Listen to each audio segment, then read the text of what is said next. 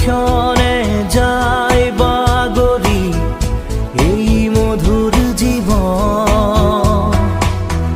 পরে পরে বিচাৰি ফুৰিছা শান্তিৰ এটি ক্ষণ, আঁতৰি